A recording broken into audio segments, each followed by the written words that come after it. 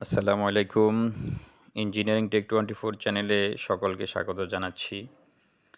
আমরা কি জানি যে বিদ্যুৎ কিভাবে একটি বাতিকে জ্বালায় বা একটি মোটরকে ঘুরায়? এর পিছনে কিন্তু রয়েছে একটি গুরুত্বপূর্ণ ব্যবস্থা, যাকে বলা হয় ইলেকট্রিক্যাল সার্কিট বা বৈদ্যুতিক সার্কিট। আজকের ভিডিওতে আমি আপনাদের সাথে ইলেকট্রিক্যাল সার্কিটের উপর কিছু বেসিক বিষয় নিয়ে আলোচনা করব। যেমন ১ম এ আমরা আলোচনা করব যে ইলেকট্রিক্যাল সার্কিট কী? তো সার্কিট হলো মূলত একটি আ বন্ধ পথ। সার্কিট মূলত একটি বন্ধ পথ। আ সার্কিট তৈরি হওয়ার জন্য প্রথমত একটি সোর্সের প্রয়োজন। একটি সোর্সের প্রয়োজন। সোর্সটি আমাদের এসি হতে পারে অথবা ডিসিও হতে পারে। এরপরে প্রয়োজন হতে পারে একটি লোড। এরপরে সোর্সের সাথে লোডকে কানেক্ট করার জন্য প্রয়োজন কিছু কন্ডাক্টর। তাহলে এভাবে সোর্স, কন্ডাক্টর, লোড মিলে তৈরি হবে একটি সার্কিট। যেমন দেখুন, এই যে একটি সার্কিট এখানে তৈরি হয়েছে। এই যে সোর্স হিসেবে এখানে ব্যাটারি ব্যবহার হয়েছে। এরপরে কন্ডাক্টর হয়ে ব্যাটারি থেকে ভোল্টেজ কন্ডাক্টরে লোডে যাচ্ছে। তো এভাবে এভাবে তৈরি হয় এভাবে তৈরি হয় ইলেকট্রিক্যাল সার্কিট।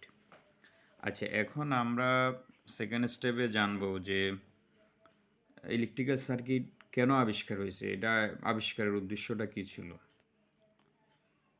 তো মূলত বিদ্যুৎকে নিরাপদ এবং নিয়ন্ত্রিতভাবে ব্যবহার করা, বিদ্যুৎ শক্তিকে কাজে লাগানো, অর্থাৎ এর মাধ্যমে বাতি, মোটর, ফ্যান, হিটার ইত্যাদি চালানো। এক কথায় বিভিন্ন বৈদ্যুতিক ও ইলেকট্রনিক যন্ত্রের কার্যক্রম পরিচালনা করা। সর্বশেষ বিদ্যুৎ প্রবাহের জন্য একটি সম্পূর্ণ পথ তৈরি করা। আর এটাই হচ্ছে মূলত, অর্থাৎ বিদ্যুৎকে নিরাপদ ও নিয়ন্ত্রিতভাবে ব্যবহার করা হচ্ছে সার্কিট আবিষ্কারের মূল উদ্দেশ্য। ঠিক আছে, এরপরে আমরা সর্বশেষ যেটা আলোচনা করব যে আম, সর্বশেষ আলোচনা করব যে সার্কিটের সংজ্ঞা, সার্কিট কাকে বলে। ঠিক আছে, সার্কিট কাকে বলে? তো সার্কিট এর সংজ্ঞা আমরা এভাবে বলতে পারি যে সার্কিট হলো বিদ্যুৎ প্রবাহের একটি সম্পূর্ণ বন্ধ পথ, যার মাধ্যমে বিদ্যুৎ শক্তি উৎস থেকে লোডে পৌঁছে কাজ সম্পূর্ণ করে আবার পুনরায় উৎসের নিকট ফিরে আসে। তাকে কি বলে? সার্কিট বলে। যেমন দেখেন এখানে যে সোর্স থেকে কন্ডাক্টরের মাধ্যমে লোডে কারেন্ট এসেছে, ব্যাস এরপর বাতিটা জ্বলতেছে। ব্যাস জ্বলার পরে এরপরে এই সোর্সটা আবার নেগেটিভ টার্মিনাল অর্থাৎ উৎসের নিকটে আবার ফিরে যাচ্ছে।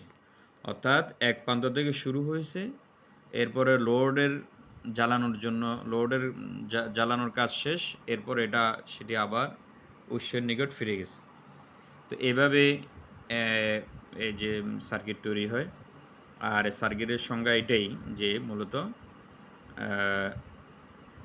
এটা একটা বিদ্যুৎ প্রবাহের জন্য একটি সম্পূর্ণ বন্ধ পথ, যার মাধ্যমে বিদ্যুৎ শক্তি উৎস থেকে লোডে পৌঁছে কাজ সম্পূর্ণ করে আবার পুনরায় উৎসের নিকট ফিরে আসে। তাকে সার্কিট বলে। তাহলে আজকের ভিডিও থেকে আমরা কি শিখলাম? যে প্রথমত যেটা হোয়াট ইজ সার্কিট, সার্কিট কি? সার্কিট মূলত একটি বন্ধ পথ। ঠিক আছে, এরপরে আমরা যেটা শিখলাম যে সার্কিট কি অংশ সার্কিটের মধ্যে থাকে। যেমন সার্কিটের যে আলোচনা করছি আমরা, যে প্রথমত সোর্সের প্রয়োজন, সেটি এসি হতে পারে, ডিসি হতে পারে। এরপরে প্রয়োজন কিছু লোড, আর সোর্স থেকে লোডের মধ্যে কানেক্ট করার জন্য কিছু কন্ডাক্টরের প্রয়োজন। ঠিক আছে, এরপরে তৃতীয় স্টেপে আমরা যেটা জানলাম যে সার্কিট কেন আবিষ্কার হয়েছে। যে বিদ্যুৎ শক্তিকে নিরাপদ ও নিয়ন্ত্রিতভাবে ব্যবহার করার জন্য মূলত সার্কিট আবিষ্কার হয়েছে। ঠিক আছে? সর্বশেষ আমরা যেটা জানলাম যে ডেফিনেশন অফ সার্কিট, অর্থাৎ সার্কিট কাকে বলে, হ্যাঁ, সার্কিট কাকে বলে সেটা আমরা জানলাম। ঠিক আছে? তো ঠিক আছে, ভিডিওটি আজকে এ পর্যন্ত। যদি ভিডিওটি ভালো লাগে বা ভিডিও থেকে কিছুটা উপকৃত হয়েছেন বলে মনে করেন, তাহলে আমার চ্যানেলটিকে লাইক শেয়ার করবেন, ইনশাআল্লাহ সাবস্ক্রাইব করবেন। তো সকলে ভালো থাকেন। আসসালামু আলাইকুম ওয়া রাহমাতুল্লাহ।